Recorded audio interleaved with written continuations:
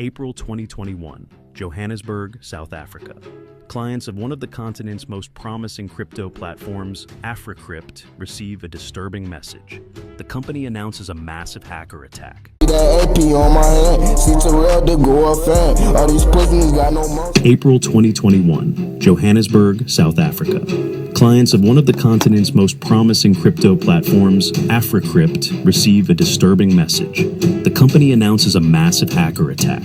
All investor funds, 69,000 bitcoins worth $4 billion, have disappeared. $4 billion? Bruh. Show me how to, like, what the fuck? I'm speechless, like, $4 billion? Yeah, bruh. That's crazy work.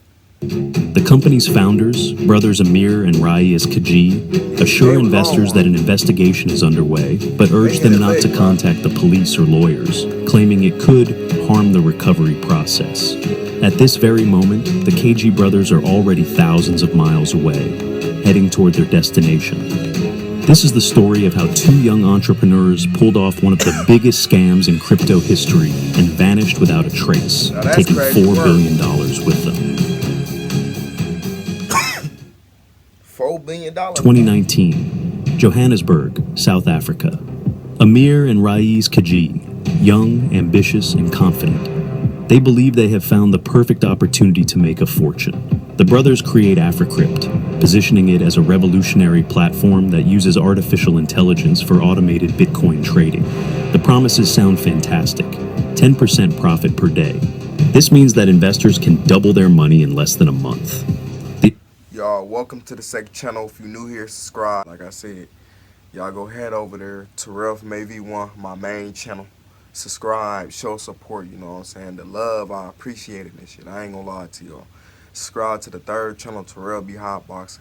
Do your homework on that. I'll be doing weed reviews. I'm taking over with this content shit, bro. So with that being said, go do them favors for me, please, and thank you. And I'm gonna get back into this motherfucking video. Attracts wealthy investors. In South Africa, cryptocurrency is becoming a popular investment tool, and everyone wants to be part of the crypto revolution. Rapper Nasty C promotes AfriCrypt on social media, urging his followers not to miss the biggest investment opportunity of the decade.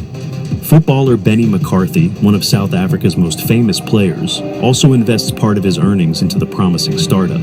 Actress Charlize Theron, long interested in finance, decides to allocate part of her earnings for investment.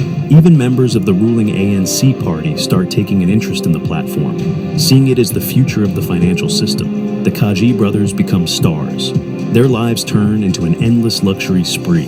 Lamborghini Aventador, Rolls-Royce Ghost, Ferrari. Their car collection impresses even the wealthiest people in the country. Imagine living like that and being the wealthiest motherfucker in the country. Do your homework on that. Nigga, I ain't telling nobody. I ain't looking back. The fuck is you talking about? They buy mansions, attend exclusive parties, and are featured in financial publications that call them the new leaders of the African financial market. But behind the glamorous facade lies a very different reality. In reality, AfriCrypt is not engaged in any trading. All the money investors deposit simply accumulates in cryptocurrency wallets controlled by the KG brothers. No algorithms are working. There are no automated strategies. Payouts to early investors come only from new deposits. What seems like a breakthrough financial platform is in fact a classic Ponzi scheme. Every day, hundreds of millions of dollars in Bitcoin pile up in AfriCrypt's accounts. To create the illusion of success, the brothers continue attracting more clients through aggressive marketing. They talk about plans to create Africa's first crypto bank and announce the launch of their own cryptocurrency, Africoin, which they claim will outshine both Bitcoin and Ethereum. But there is one problem. If clients start withdrawing money en masse, the system will collapse. The KGs realize this and begin preparing for a grand exit. First, they need to discreetly transfer most of the assets to their own accounts. You can't have no motherfucking slip-ups, because as soon as you have slip-ups, that's what motherfuckers notice. Keep it man with you.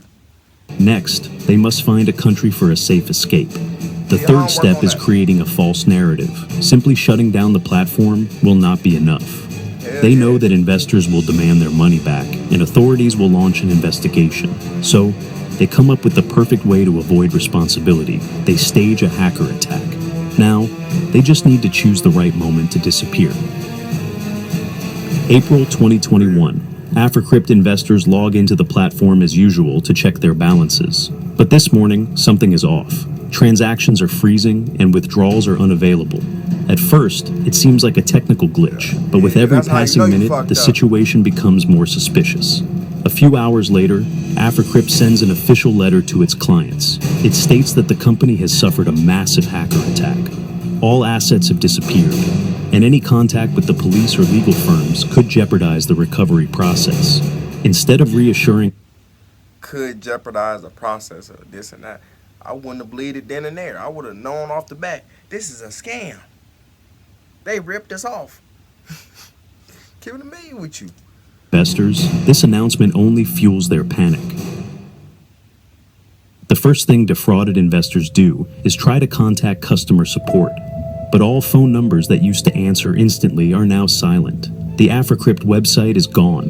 The company's building, which investors imagined as a high-tech financial center, turns out to be a small, ordinary house. No servers. No signs of an actual tech company. Those who understand blockchain begin analyzing transaction movements. It turns out that in the weeks leading up to the hacker attack, large sums started being withdrawn from AfriCrypt's main wallets. At first, these were small transactions, but as the date of the scam approached, they became increasingly larger. The money was not withdrawn directly to regular exchanges where it could be easily tracked. Instead, the bitcoins were first passed through Mixer's special services that shuffle cryptocurrency among thousands of different wallets, making it almost invisible. Then they were converted into stablecoins, and later, part of the funds was transferred to Monero, one of the most anonymous cryptocurrencies which is nearly impossible to trace. The plan was simple. By the time AfriCrypt officially announced the breach, most of the assets had already been moved beyond the reach of financial authorities. So ain't no, you know what I'm saying, trying to get it back and this and that, because it's over with. They done already did what they did. Do your homework on that, on the little play that they done did and shit. You know what I'm saying? You trying to figure out point A and point B, and they already got point C. Do your homework on that. Investors try to contact the police. But when the investigation begins, another shocking fact emerges. The Kaji brothers never officially crossed South Africa's borders. According to passport control records, they were not among those who left the country. No airline tickets, no travel records. They vanished without a trace. This could mean only one thing. Their escape was carefully planned in advance.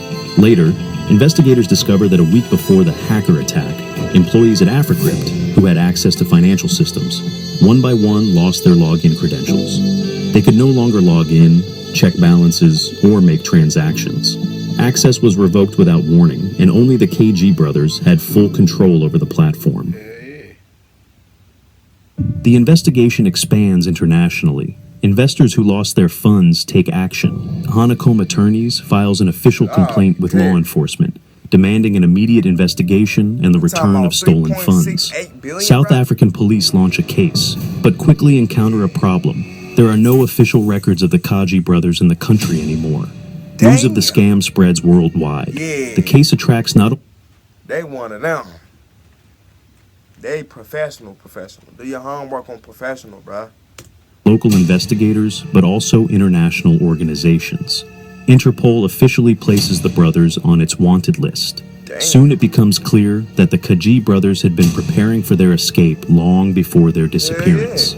Several months before the scam, they acquired citizenship in Vanuatu, a small island nation in the Pacific Ocean that not only does not extradite its citizens or track financial transactions, but also provides visa-free access to 130 countries. Unofficial sources suggest they may have fled to Dubai, one of the world's largest financial hubs, where cryptocurrency is widely used in the shadow economy. Others point to Tanzania, a country where financial criminals have historically sought refuge. Some speculate they are in the United Kingdom under false identities, but none of these suspicions are officially confirmed.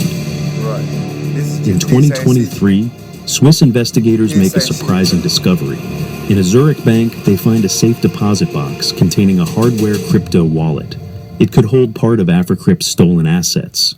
But there's one problem. Without the key, it cannot be accessed. Whether it belongs to the KG brothers or is just a coincidence remains unknown. Investors trying to recover their funds find themselves at a dead end. Despite the efforts of international investigators, no concrete evidence of the brothers' whereabouts exists. By 2024, the case reaches a dead end. The South African Financial Sector Conduct Authority makes an official statement. Since AfriCrypt was never registered as a financial institution, the government has no legal grounds for investigation. This That's means only crazy one work. thing: no one will be held accountable. So, Real. will the brothers ever be found? Or have the four... Nope. And that's crazy work. I ain't gonna lie to y'all. That was the biggest what was it called? Shit, Africa crypto scam or some shit, bro.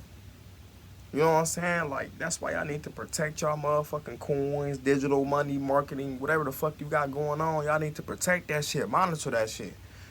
Listen to your boy. Avoid situations like this. But till next time, y'all subscribe to my main channel, Terrell from AV1. I'm taking over with this content shit. Y'all go subscribe to my third channel, Terrell be Hotboxing. You know what I'm saying? Enough said. Another video after this. Last video, you know what I'm saying, after this. And I love y'all, and I'm going to see y'all in the next one, man. I'm out.